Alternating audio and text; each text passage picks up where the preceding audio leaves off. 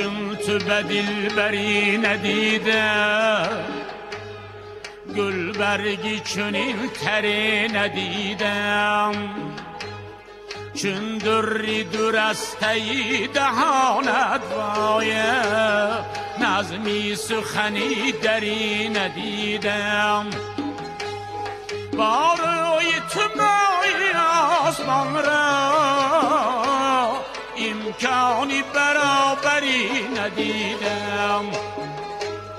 لاله چه لبی شکر فشانت،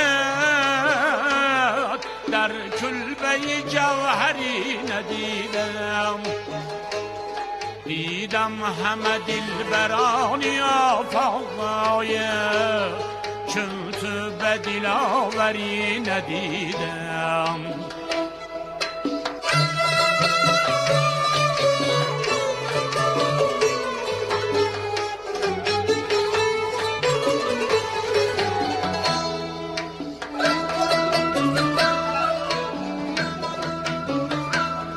گر غصه روزگار گویم، بس قصه بیشمار گویم. مرغانی چمن فیغان برارن وایه، گر فرقت نو بهار گویم. یک عمر 1000 سال باید تا من یکی از 1000 گویم.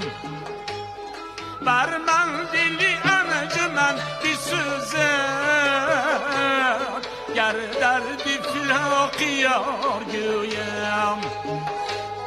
یارانی سبکیم کجاین وایم، تا درد دلی فگار گویم. آه یارم دردش به جان جانم، تا درد دلی فگار گویم.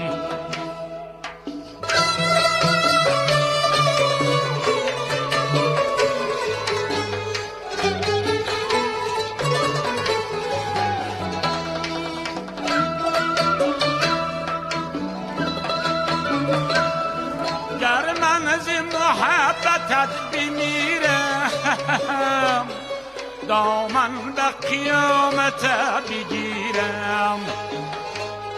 آن کس که به جز تو کس ندارد وایه، در هر دو جهان من آن فقیرم.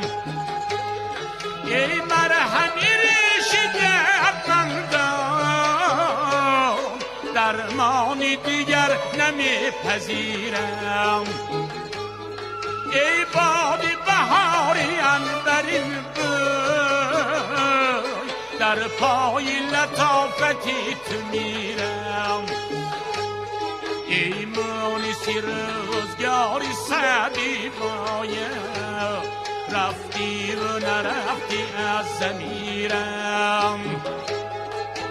آه یارم دردش به جان جانم، رفتی و نرفتی از ضمیرم.